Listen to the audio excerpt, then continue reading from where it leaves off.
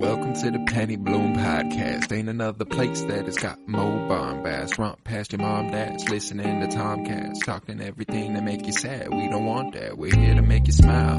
Put your mind at ease. Peace, love, and bloom, and always praise Keanu Reeves. This what we about. This some weeding now. We'll talk until we can't no more, and then we peacing out. Alright, let's go. Penny Bloom Podcast. It's the Penny Bloom Podcast. Penny Bloom Podcast. It's the Penny Bloom Podcast. Penny Bloom Podcast. Penny Bloom Podcast. Hello, everybody, and welcome in to Winter is Blooming, a Game of Thrones rewatch podcast by us, the Penny Bloom Podcast. Today, we continue with Season 6, Episode 7, titled The Broken Man. It was released June 5th, 2016, written by Brian Cogman, the Cogman, directed by Mark Mylod. I am Colton Robertson. I'm joined by Joseph George. What's up, homie? Oh, what up, what up? Always a pleasure to be here. Oh, and it is always a pleasure to have you. And yeah, this one a banger. This one a banger. Maybe, and I don't know, I haven't given it much thought, maybe one of the best single episode arcs that there is in the entire show. Definitely the best single episode character of the entire show. Yeah. I'm trying to think of any other single episode arcs that go. Well, I guess maybe of like being introduced and having it all in one go, not like a main character's arc in an episode. That's No, like, but like this, I don't know. This was just, it was written so well, and letting it breathe throughout the whole episode too. Like it's not just all in one go. You get like little chunks of it. I'm assuming we're talking about good old brother Ray. Yeah, good old brother Ray here.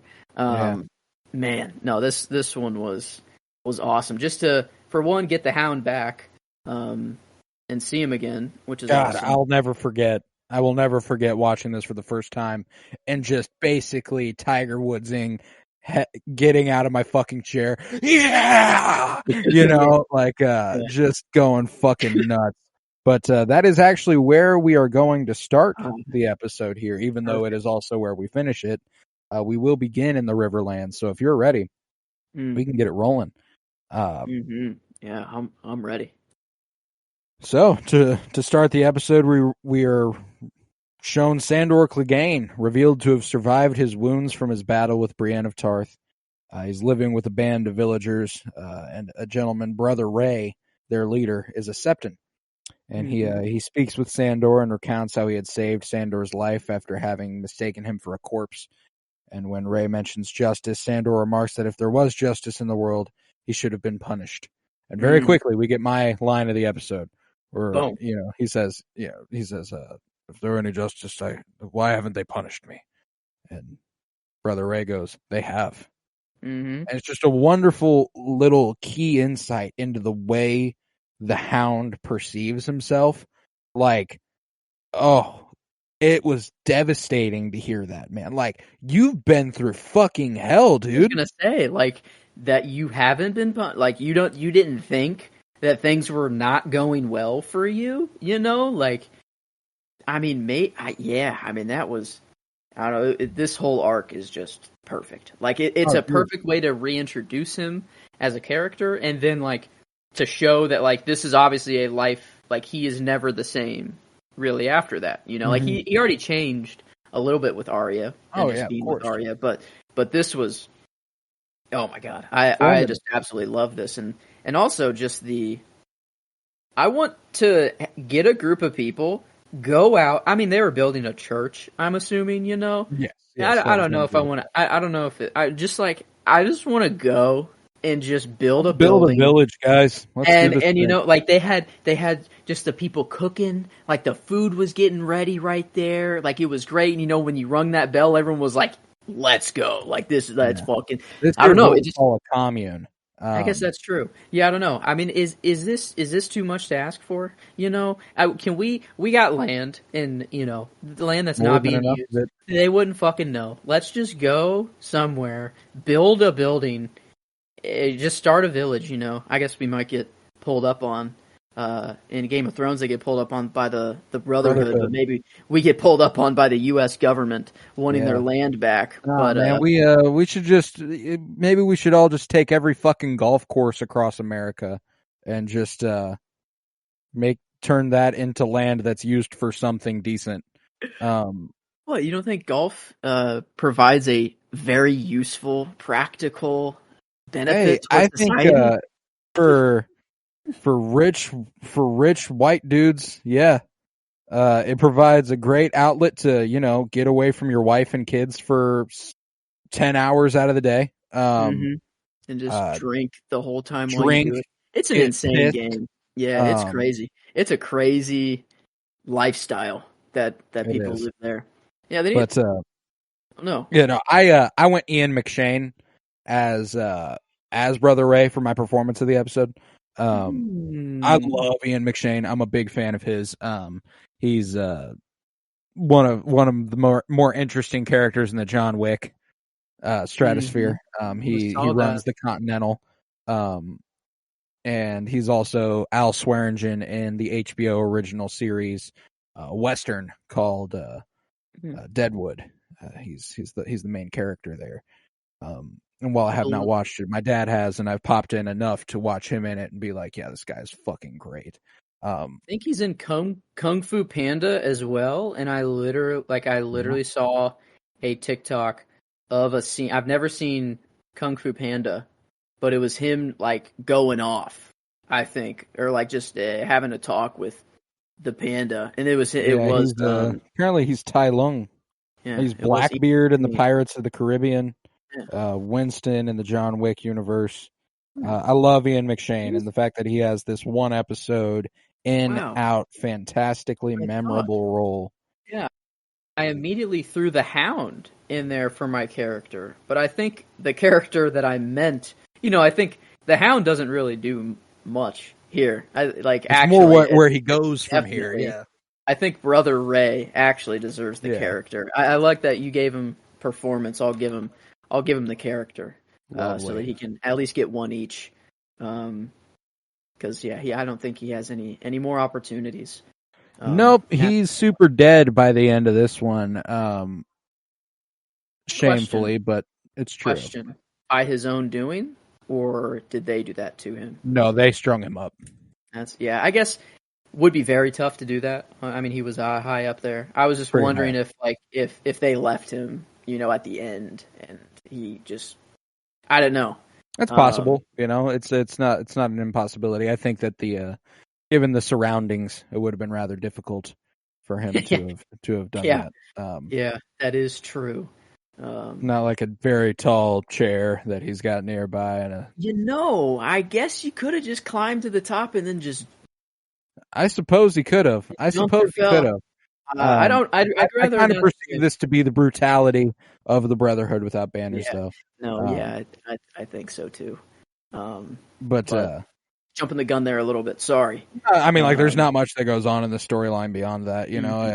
At a gathering, a trio of men from the Brotherhood without banners arrives and attempts to extort the group, but upon finding out that the group has no worthwhile possessions, they leave. And the Hound warns the Septon that the Brotherhood will return and that Ray should defend himself from them. And he tells Sandor, violence is a disease. You don't cure it by spreading it to more people, which is a fucking bar. Yeah. The Hound does respond, though, in kind and in fairness. You don't cure it by dying either. And Brother Ray, definitely more. That's the lesson you should take away, I think. But no, that's man. It's crazy how one guy could just come into the show and he's never been in the show before whatsoever, but he is clearly the performance and character of this episode, which is just incredible. And I guess you are kind of hyped that I'm seeing the Hound again. I'm gonna you're kind of extra in on it already, but then it just so happens to be an amazing little, very well packed storyline. Oh yeah. Well, and you get this little the next scene where he's talking to the villagers. He's giving his sermon of sorts, and he's like, "I was you," basically, to the Hound.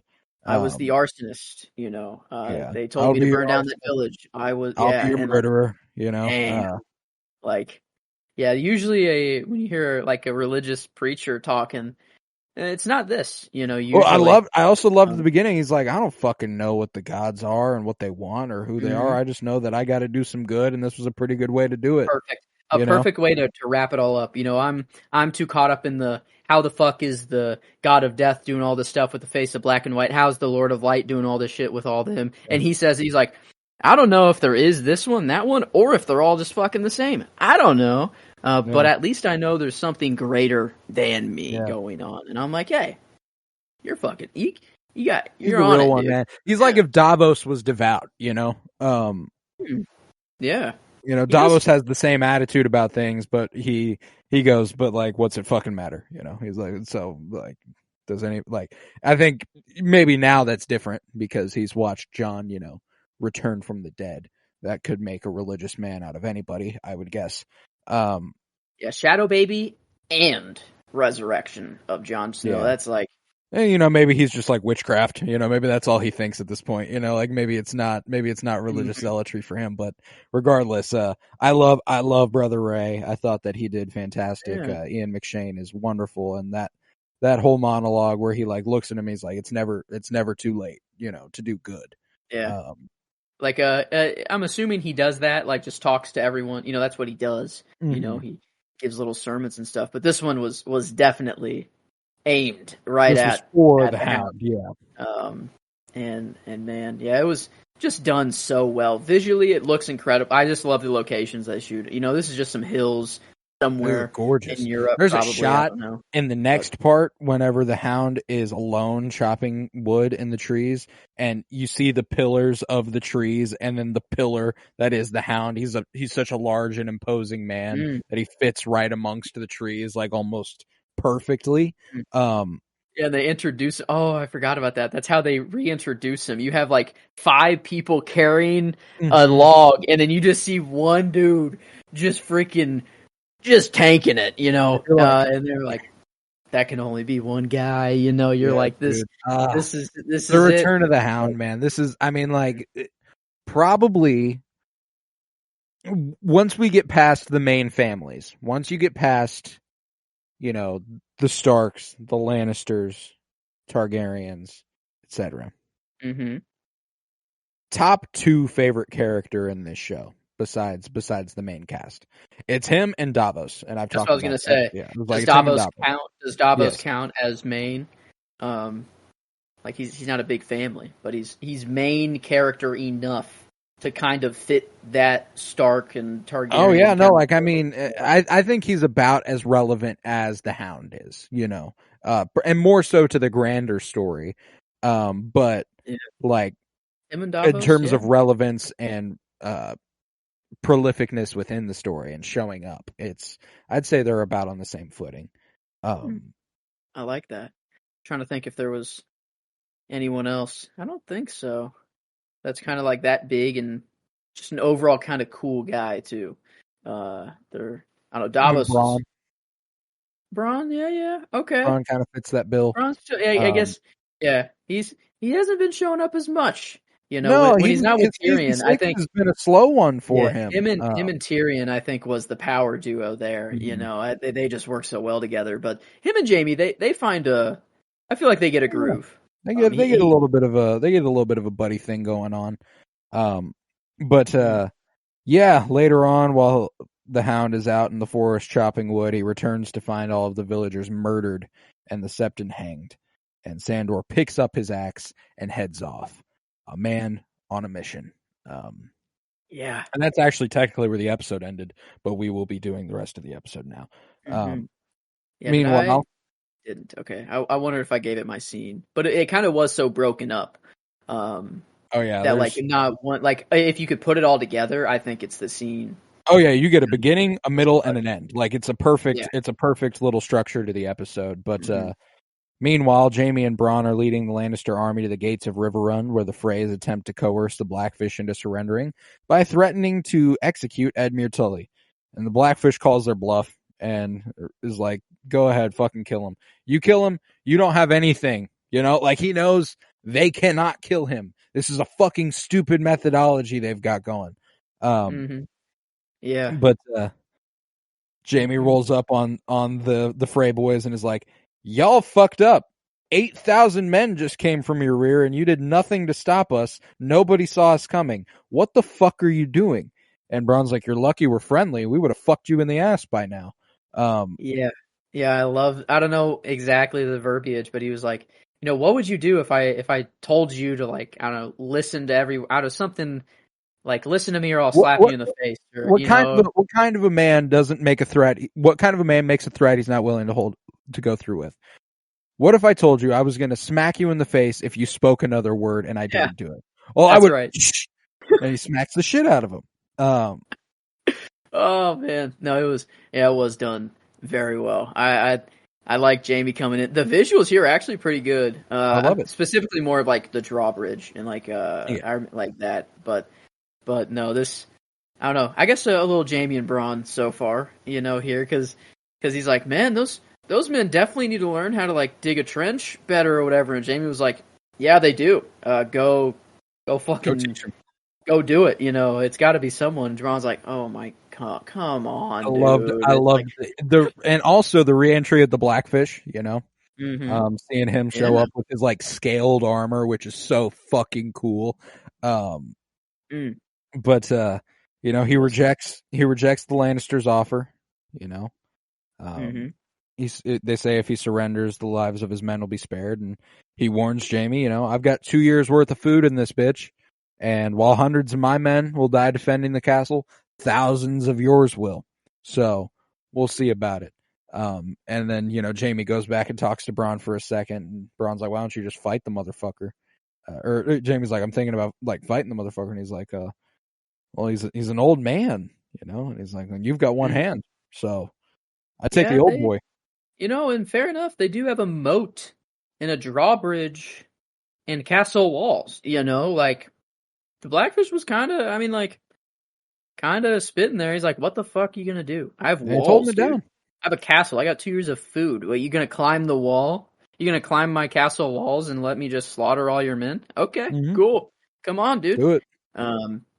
You think he actually cares about Edmure, though? Like, do you think it was, like, partially, like, you're not gonna fucking kill him, so I'm not worried? Or, like, he's like, like, if it happens, whatever. He's been in the Twins. I think a little bit of both. I think that he's definitely calling their bluff. I think that is first and foremost what's happening here. Like, first and foremost, they cannot kill him, or else they have nothing. They have zero leverage whatsoever. They literally cannot kill him. The other thing is that he's already lost his entire fucking family. Yeah. Yeah, he has. Everyone in his family is dead. Prison cell, or whatever, as well. Basically been gone to him as well already. And Edmure wasn't, no offense to the guy, but as far as all of them went, Cat, Blackfish, leader.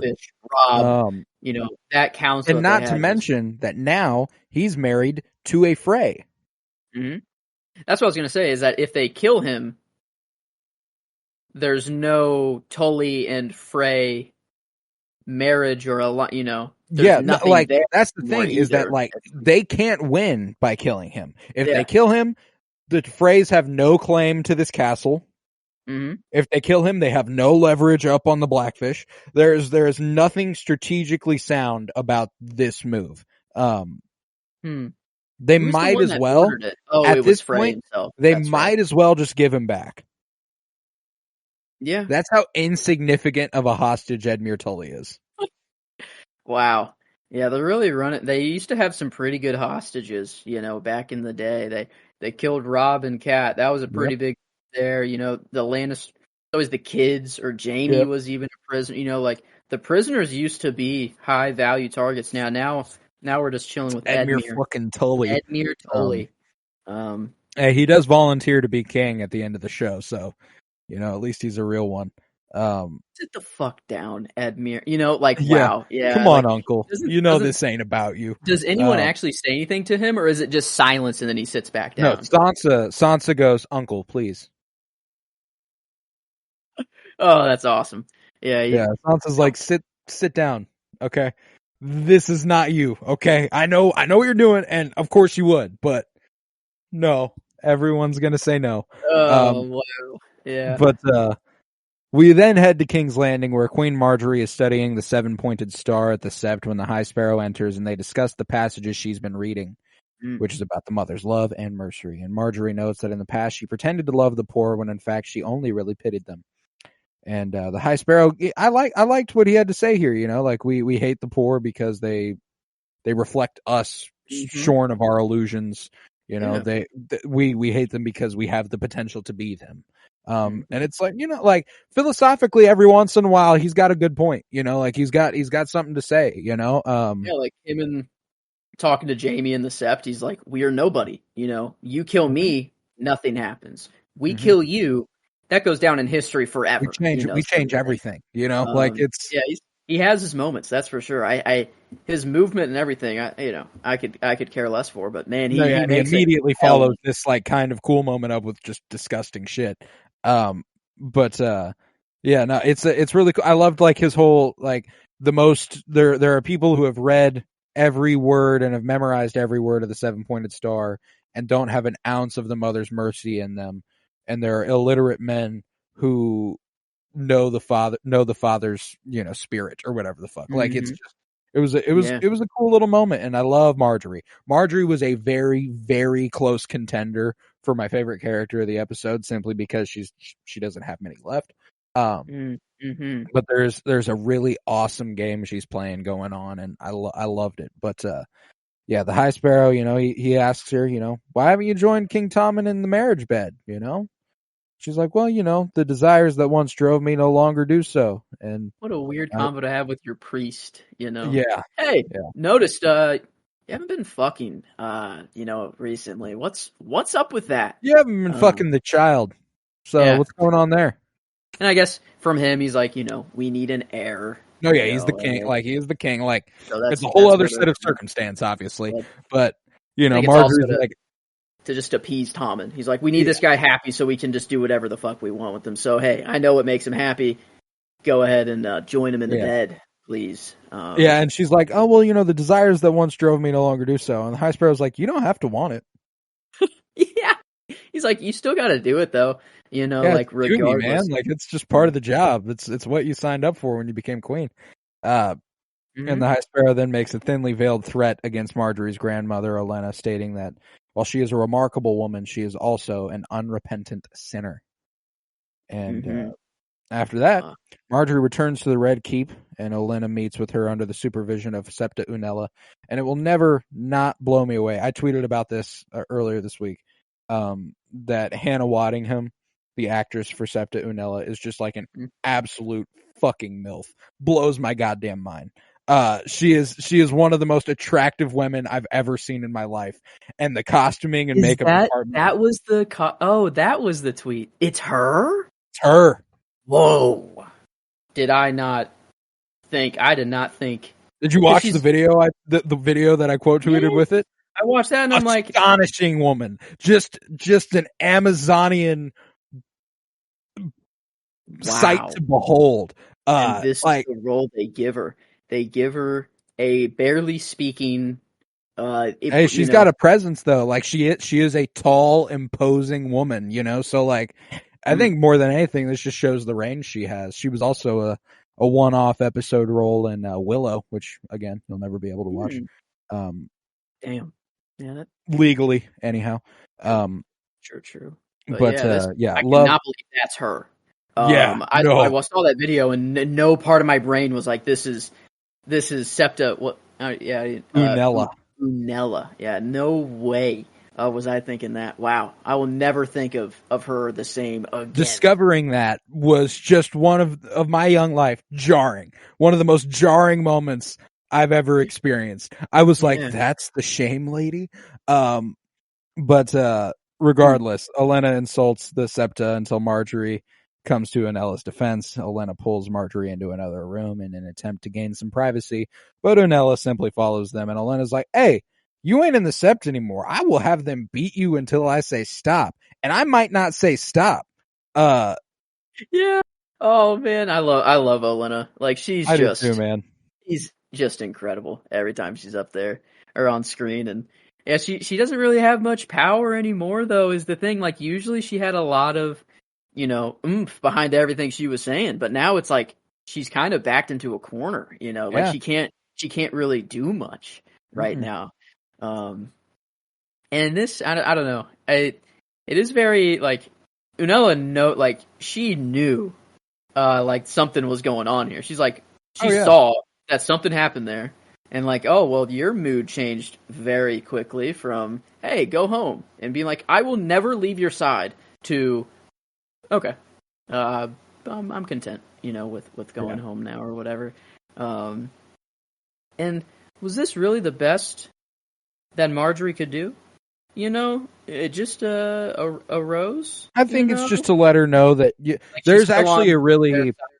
cool Mhm. parallel that I've never thought of until this watch, and it was very hard for me to not go with Marjorie after this. The rose she hands her is a Mhm. symbol that she is strong and she is still there, and that she is with it. Earlier in the show, Mhm. Olenna says something about how the rose is a symbol of weakness. It doesn't impose strength. It doesn't impose anything. Um, I do remember that. and this Yeah, is the first flowers. time it's been used to be like, I'm I am here, like, and I thought it was powerful. Like, it gave me chills when I watched, like, and I never put that together. Like I said, I've Mm. watched this 4 or 5 times now, and I've never put that together. But I think it even like fills Olenna with like a strength in that moment. And it's like, I thought it was Mm. like a really powerful moment for something that Oh yeah. in the past has been regarded as weak and as small. Mhm. Um, Wow. Yeah, I didn't put that together, but I was just like, I thought it was gonna be like, hey, you'll be meeting or talk to this person, or Right. I don't know. Or I like guess really be doing. they will march you through the streets if you don't leave. Something like Mm. that is what the Yeah, I fucking guess point is. it's a way without words to say all of that in one. Yeah. I Yeah. guess so. Yeah, it does work. But this is the last time Marjorie and Olenna ever see each other. Oh my God, she does go home, huh? Hmm. And then kaboom! Yep. This is the last time Wow. they ever see each other. Um it's a damn shame. It's a damn shame. But yeah, Is Mace Marjorie, in there? Does Mace what's that? go up too? Does Mace blow up? Yeah, Is Mace Mace is in gone. there? Yeah, he Wow. goes So with the Elena's the only surviving. member of the House Tyrell. Wow. So, like, Wow. whenever they go and she gets poisoned, they've destroyed another great house. Like, that's what the Lannisters have done. Um, I remember that scene. That scene is pretty awesome. Of her yeah. just accept, but we're far. That's like next season, right? Definitely, Season because yeah, 7? the sept has to blow up. Yeah, she takes the poison. That's season 7. Yeah, I mean, like, she's on Daenerys's war council before that, too. So, like, she's got Shit. a little bit left in the tank, as far as what she does before she dies. It's not like we just see her again when she's about to die. I think she advises Daenerys with the most important piece of advice she ever receives ahead of season 8, which is, you're a dragon. Be a dragon. Hmm. Um, Yeah, I fair would say enough. she took that advice to heart. Yes, she Um, did. Yes, she did. but I Um, just loved the scene. It was very difficult for me to not pick Marjorie, and ultimately, it's just a testament yeah. to how strong some other parts of the episodes were. Or the Mm. episode was. The whole, she's become a great friend and an advisor, and she's like, what have they done to you? Like, what are they cooking in there?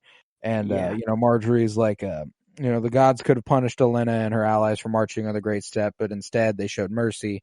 And Olenna retorts that they marched on the Step for Marjorie and Loras' sake, and that Loras is still in prison. And she then tries to convince Marjorie to leave. There's nothing legally holding her here, but she says that her duty is to be at the king's side. She is the queen, Yeah, after all.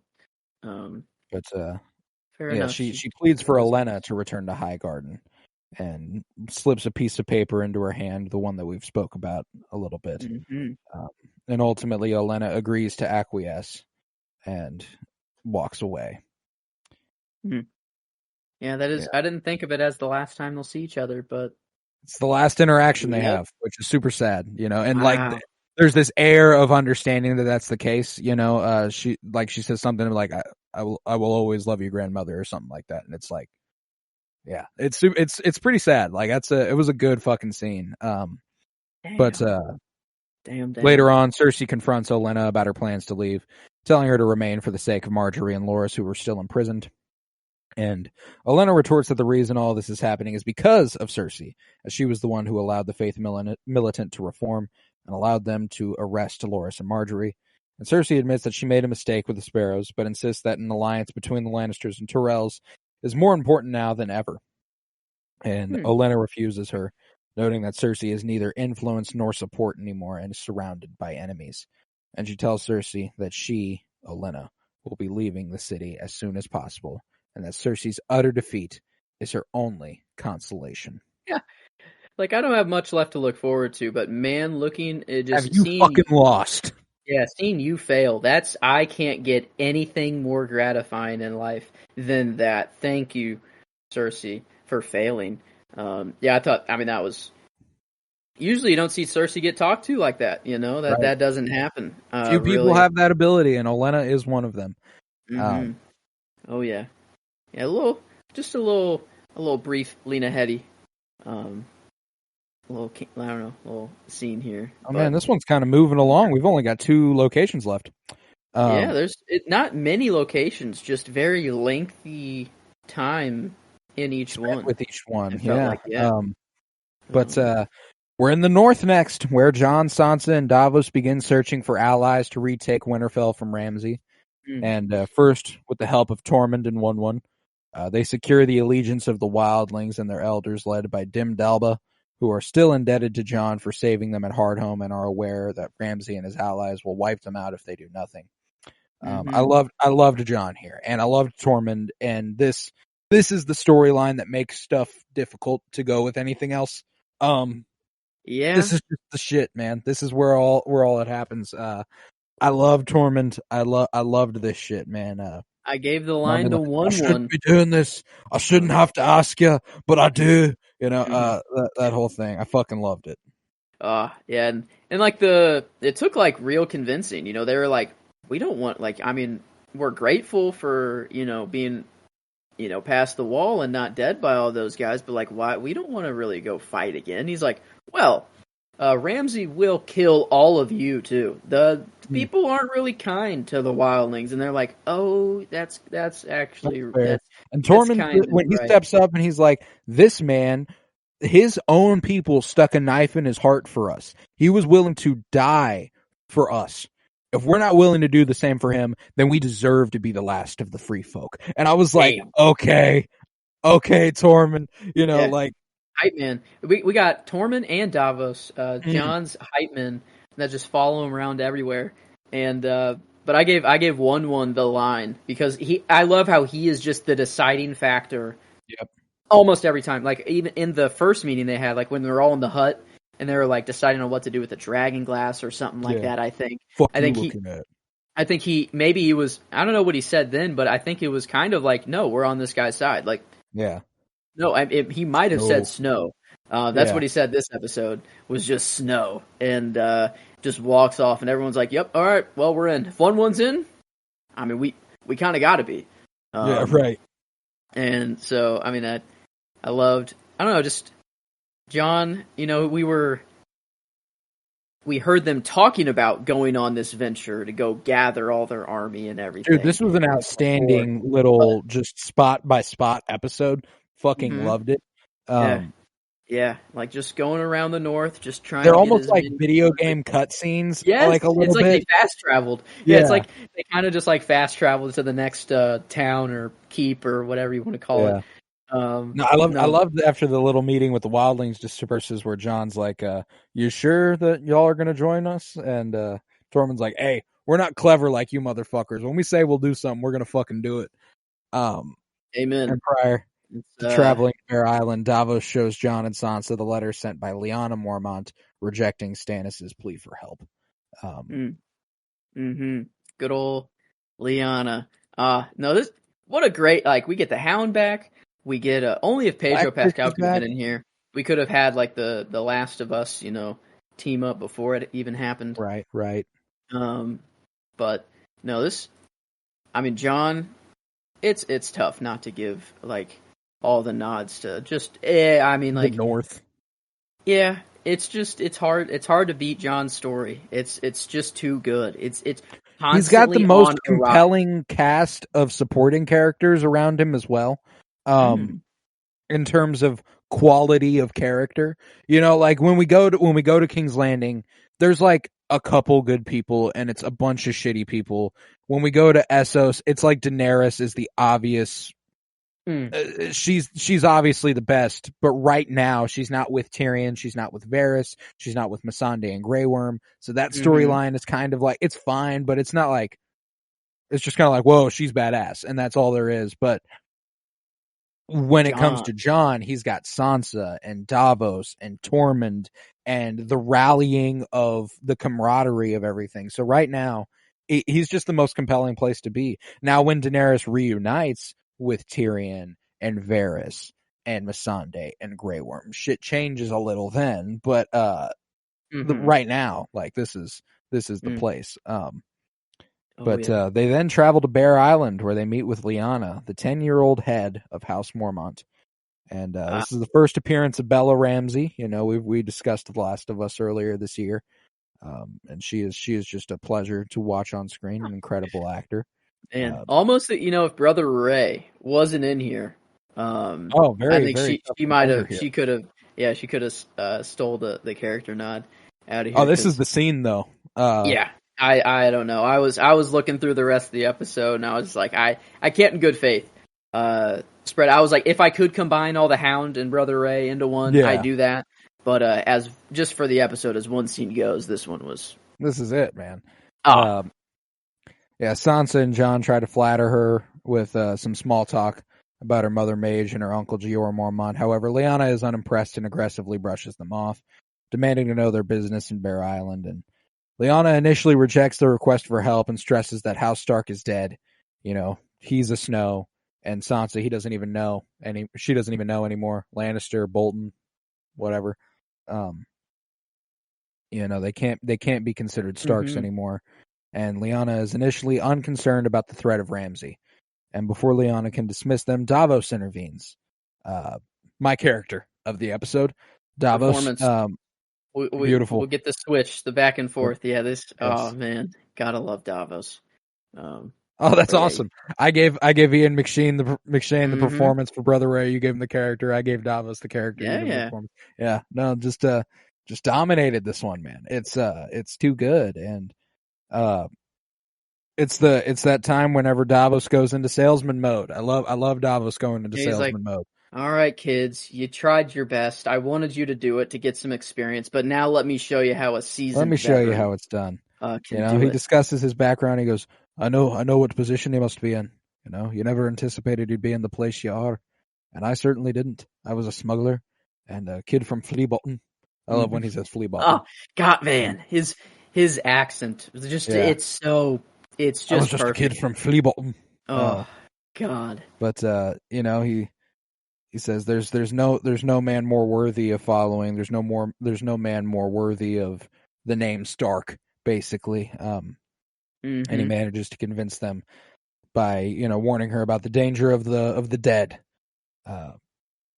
They're coming, and she looks at Jon. Is this true? And he's like, yeah. Your uncle fought them at the Fist of the First Men. I fought them at Hardhome. We both lost. Yeah, not. It's crazy how no one knows. Like that's in the viewer. You're like, yeah, this is obviously the main threat. This is obviously the biggest thing we need to worry about. Yeah, but no one. It's like even Sam's brother. Like Sam killed a White Walker, and he's those aren't fucking real. What the hell are you talking about? He was he laughed it off last episode. So it's like the common perception is just okay. Those are a myth. Yeah. And I absolutely love almost every time that Davos talks up Jon, the camera, like you can see Jon's face. You can see Kit Harington, his face in there somewhere. And he hates being talked up. He's like, think he's worth that, No, yeah. Like but Davos couldn't be saying, like, it could not be more true. There could not be one person that deserves to be talked about more. And Jon is just like, it's like he hates. It's like, you're making me look too good, Davos. You know, he's like, please, like, I don't know, but it's like he's like me whenever everyone's singing "Happy Birthday," bro. Like, you know, like people gather around, they sing "Happy Birthday." You don't know what to do with your hands or your eyes. You don't know where to look. All right, you know. Thanks, guys. Yeah, like, you know, like, I know this is well, for I me, but appreciate like, it, but shit. yeah. That's fair. Does anyone actually like being sung "Happy Birthday" to? You know, is that ever good? True, maybe. And maybe that's just the true tell. Is like, I'll watch my kid grow up, and if he likes being sung "Happy Birthday" to, I'll know something's going wrong. You get in his fucking face. You'll never fucking like this again, okay, buddy? I'm gonna be a terrible parent. I feel bad for my kid already. I don't know. But ultimately, Lyanna agrees. You know, they will contribute their men to the fight, and they ask, you know, how many men can we count on? And she leans over to her advisor. She listens for a second. 62. And they're like 62. And she's like, We're yep, but don't worry. That's like 620 men right there. Yep, we all fight with the power of 10 men because we're so passionate. And Davos is like, all right. If they're as ferocious as their lady, the Boltons are doomed. Why is Davos just such a good people person? You know, dude, like he is. With Shireen, like everyone just loves Davos. You know, he just knows exactly what to say. You can't not, man. He's the shit. God, it's wonderful. But later on, Jon and Sansa travel to Deepwood Motte to secure the allegiance of House Glover, and they receive a frosty reception from the head of the house, who points out that the late King Robb failed to protect his home from the Ironborn, despite his being one of the Stark's most loyal bannermen. And Robb did not come to his aid when the Ironborn invaded Deepwood Motte, imprisoned his wife and children, and brutalized his subject. Unaware that this was Robb's intention, but he was persuaded otherwise by Roose Bolton. There was a time when Robb was like, we should go to Deepwood Motte. We should protect them. And Roose was like, no, we don't have time. Damn. I didn't know that it was actually that, because when this guy was talking, I'm like, eesh. I was like, these kind of, I mean, there's not much you can argue here. Yeah, no. The foreign whore and, you know, all that. He's stuck in his way. Like, he's like, yeah, nope. I once served House Stark, but God, yeah, right. See you later. Like, there's none of that anymore happening. And I don't know, like, I guess as respectfully as he could have done it, though. You know, because he was like, I took you in. You know, I let you come in here just because of your father. You know, who your father was. And everything, and now the rumors are true. Yeah, the rumors are true. You have let wildlings through. Who's the army made up of? And he says the bulk of the force is made up of wildlings. He's like, I didn't want to fucking believe it. You're a bitch. Get out of here. You know, like the prejudice against wildlings is intense in the North, huh? And outside the North. I mean, Hornhill. How much does Randall Tarley have to deal with fucking wildlings? You know. Never. No, it's just everyone south of the wall just has that view. It's just what it is.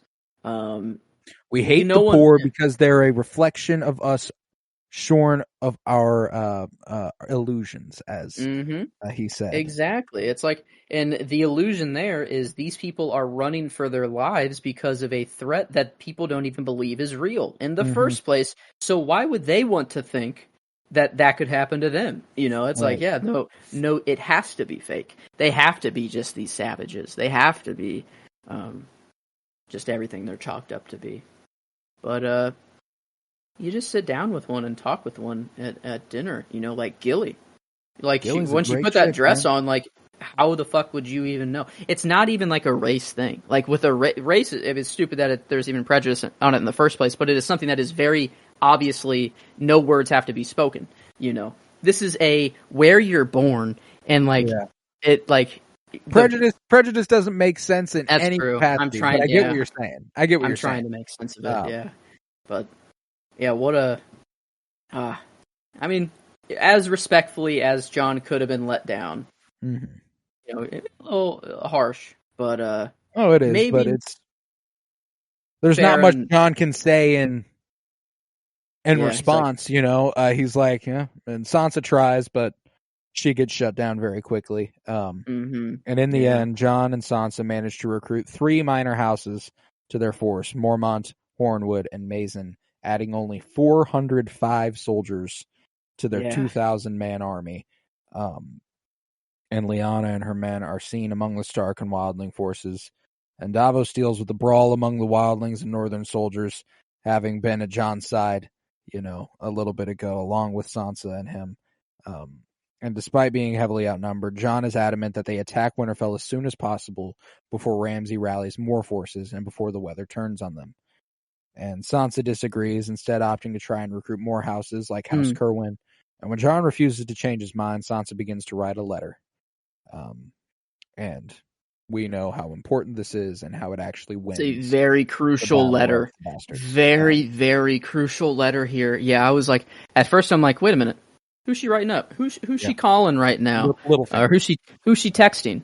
And then it hit me, and I'm like, oh, very, very, very important. Yeah, this is why they win the Battle of the Bastards. Is because I'm like, because at first I'm like, what is she trying to do here? I'm like, what? Am I missing something? I'm like, does she try? I'm like, what is she doing here? And then I'm like, oh, duh. Literally the reason they won, in the first place. And the fact that we're here, bro. We reached this camp, and I was like, we don't go anywhere else. The next spot for them is the Battle of the Bastards. I was like, holy shit, like, it is sneaking up on us so fast, the end of this show, that, like, I don't even really realize we are technically at the end of season 6 now, Yeah.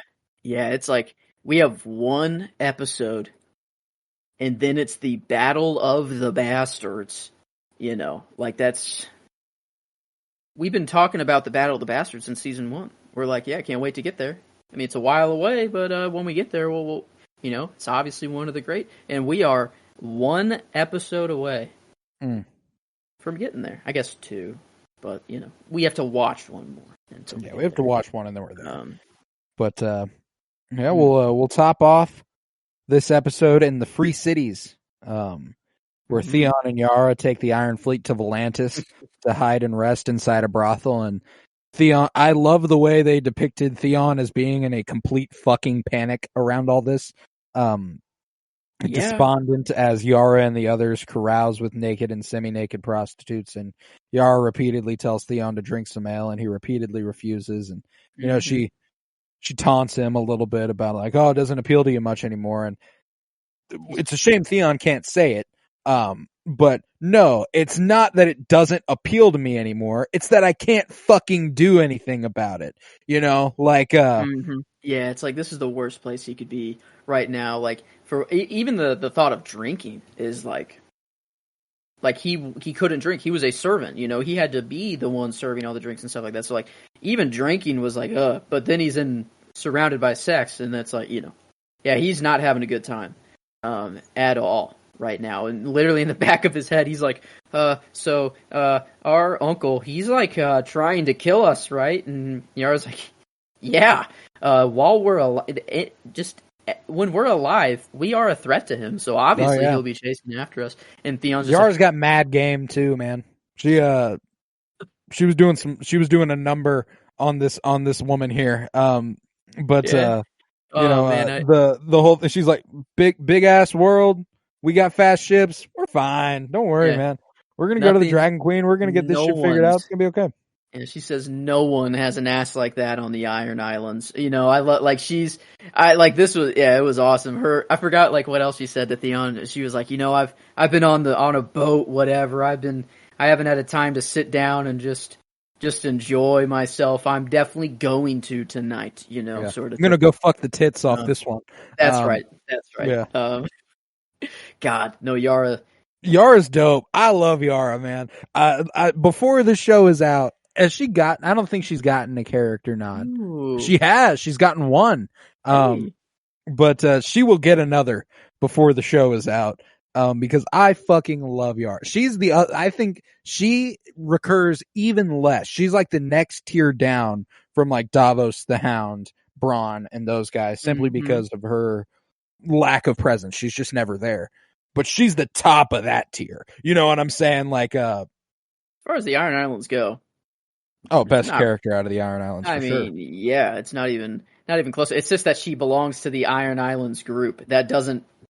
Just the whole Iron Islands don't have an impact really whatsoever in the greater Right. Game of Thrones story. I guess until Euron does kind of go crazy here. Euron Now, does but some like, shit. yeah, before they were in the War of the Five Kings, but I sure as shit would not have thought that he was one of the five king, like one of the five kings in the War of the Five Kings was fucking I even forgot I his would have name. thought a Mance Raider before fucking Balon. Balon. There it is. Yeah. So, yeesh. But Yeah. regardless, Yara, trying to persuade him to regain his former identity and self-confidence, and she will need his assistance in getting justice and retaking the Iron Islands from their uncle.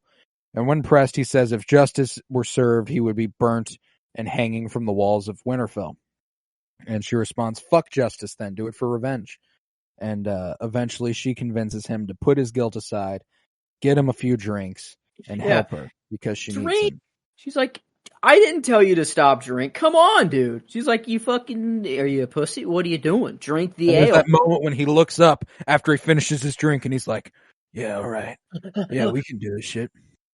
I'm Theon again. Yeah. A little bit. Yeah, he's coming back.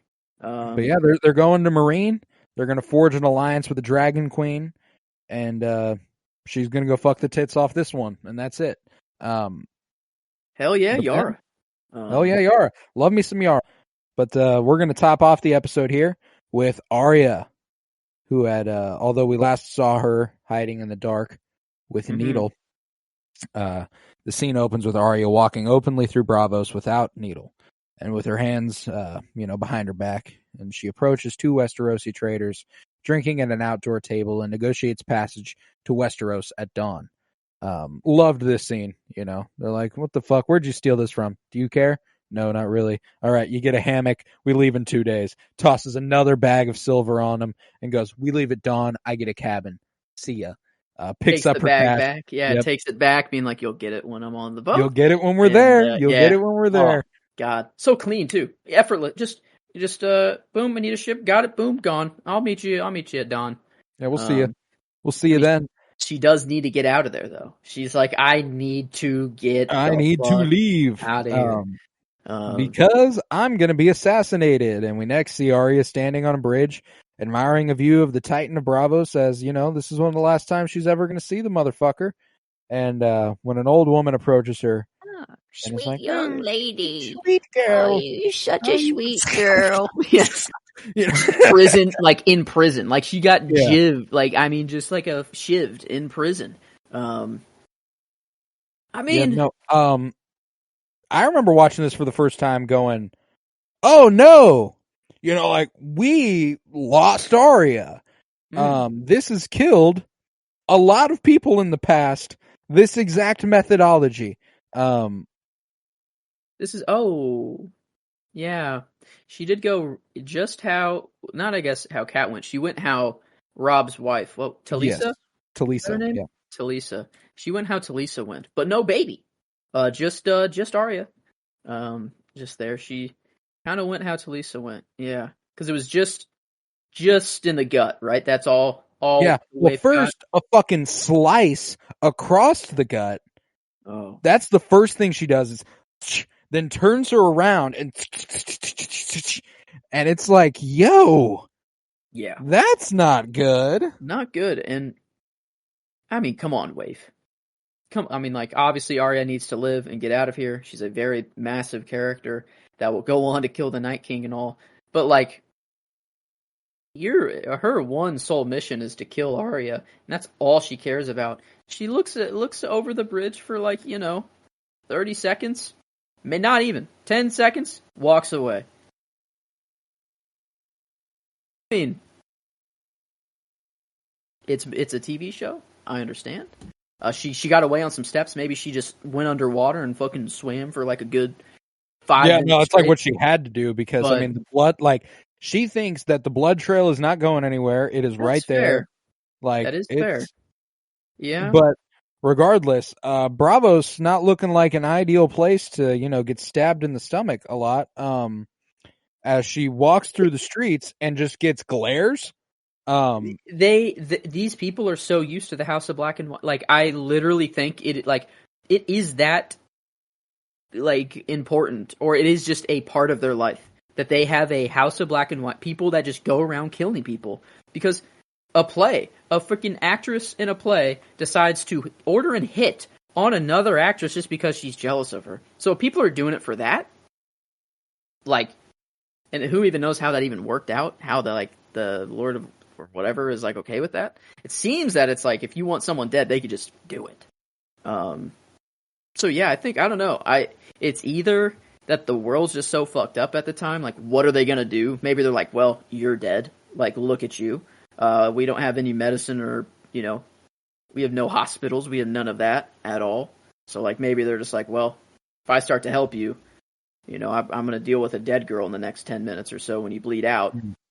So, I don't know. Maybe that's just it. Or maybe it's just they're so used to the idea of people just being killed that they're like, this has to be the House of Black and White's business. I am not going to intervene. It's like, right. They got their thing going. Death is just a thing. They almost looked. In Bravos. It wasn't even like worry. It was like, it wasn't worry. It wasn't like apathy. Like nobody was like, well, that's just what happens. They almost looked fucking like disgusted. Mad? Yeah, they were like, like they were like, ugh, look at her bleeding all over my wares. What are you doing? Yeah, they're like, what are you doing? What do you like? It's like, what else is she gonna do? I don't know. I don't know. I don't fucking know, man. But man, yeah, how good on Arya though. Got the will to survive. The will and the way. The will and the way, if you will. Can't wait till she kills her. I'm assuming that happens. I just have no idea how it happens. I'm gonna let it happen naturally. I'm not gonna look forward. I always want to. I always want to go to the next episode and just scroll down a bit and see if like it jogs something, but it's better for it just to come up naturally again. But yeah, man. That concludes the episode, and it's another quick one. Like it was. It's all very simple, all straight to the point, and that's kind of something that we're getting to at this point in the show. Is that there's not much. I feel like the show is lost. And I didn't really realize this, but we're kind of getting to the point where it's losing its layers almost. Like there's not as much, it doesn't feel like there's as much to dig through getting into the later and later of season 6. It's all pretty, this is what's happening. This is why. Here we are. Yeah. And like even it's not like it's terrible. Like the Hounds. No. It's not bad. Great. By it's any just means.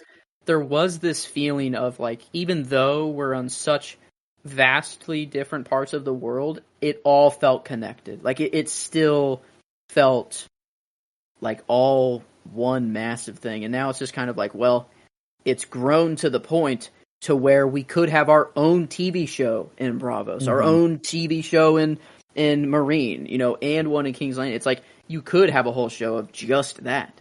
So it is probably just a matter of the show has grown so much. It's been on for 6 seasons. Yeah, and I said that, but the Hound story in this one, Marjorie's story in this one, there's still some layers to peel back there. It's not like it's losing it completely, but I think we're well on our way at this point to that. Yeah, things just need to happen now. The setup has been happening for quite some time. They have been building up for 5 seasons, and now they have to do it on their own this season to build up to whatever is coming, which they don't know. D&D, they don't know. Like, really, I guess they know the bare bones of whatever George is telling them, whatever they can, squeeze out of them. But it isn't, you did say, like, I think episode 5, you were like, all right, now we're going to start to see the downward kind of slope, of everything. And it's not like the show just takes a deep dive and it's like no.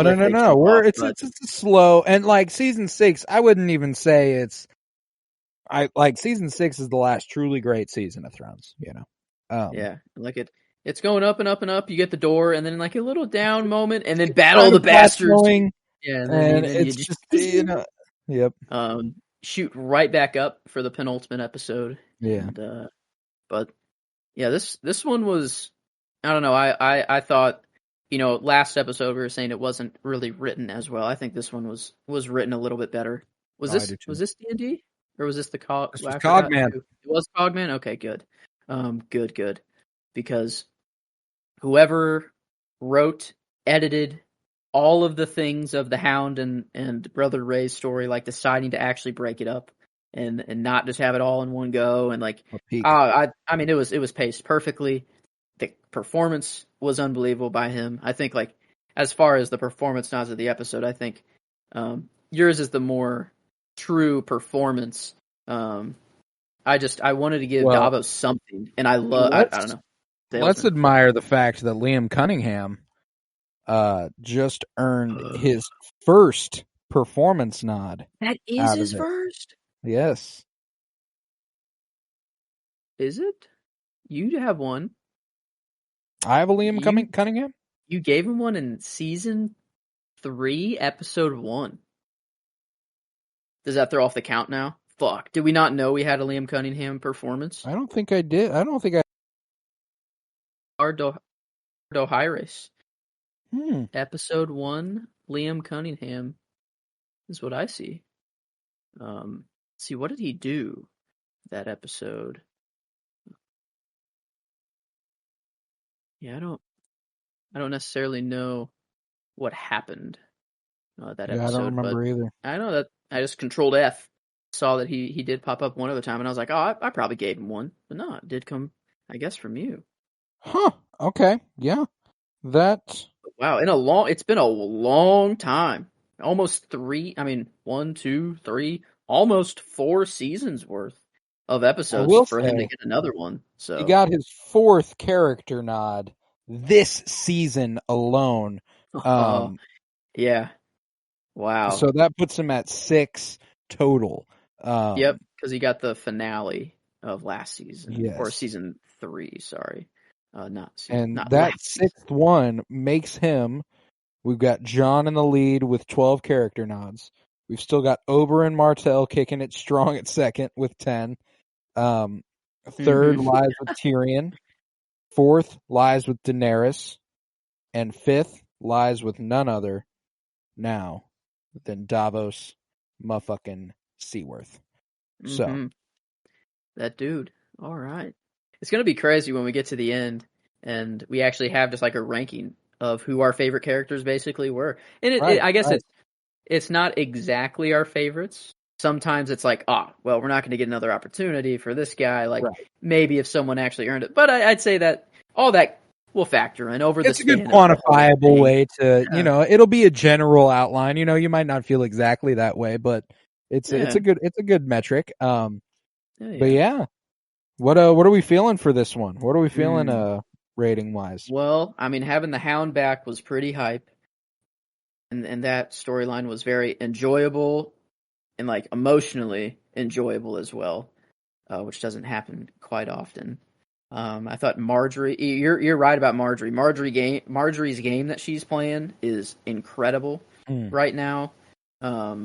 It's all for naught. And it's strong. Yeah, it is sad that she is just gonna blow up. But like, I would like to see like what her plan would have been. If surviving.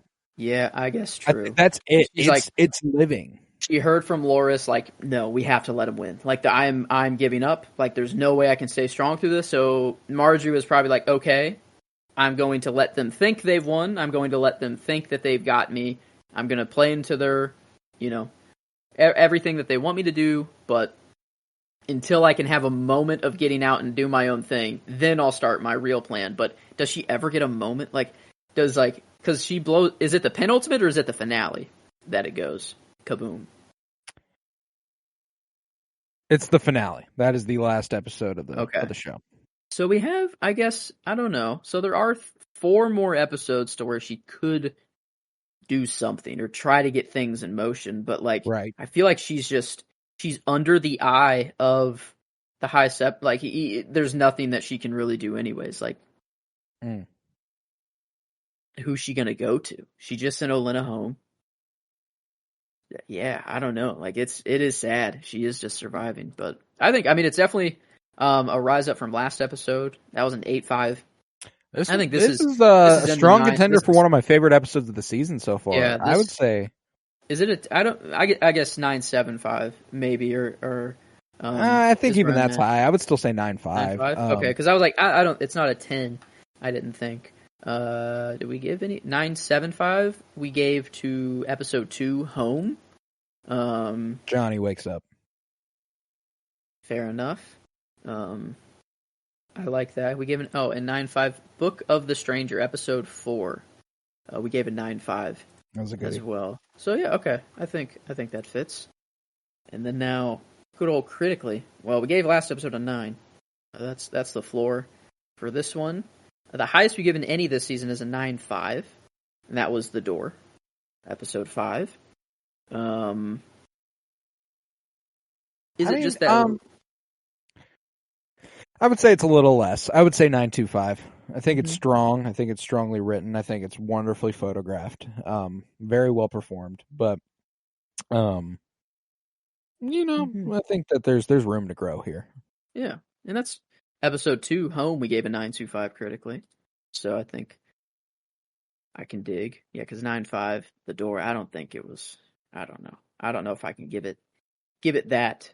It's not that. But with that all said, it is a 9.33, which would put it on the same. I feel like we've had some other 9.33s. Yes, we have. The Mountain and the Viper. Wow, that was episode 8 of season 4. That one's memorable. I know that one without any hesitation. Another 9.33, Kissed by Fire, season 3, episode 5. Don't really remember what happened. Kissed by Fire, is that Daenerys burning or not burning? Is that Egret? I think is more the. Ooh. Okay, Kissed by Fire. Oh, it's right before the climb. It's Jon loses his virginity. Kissed by Fire. Let's go. That's okay. That kind of fire.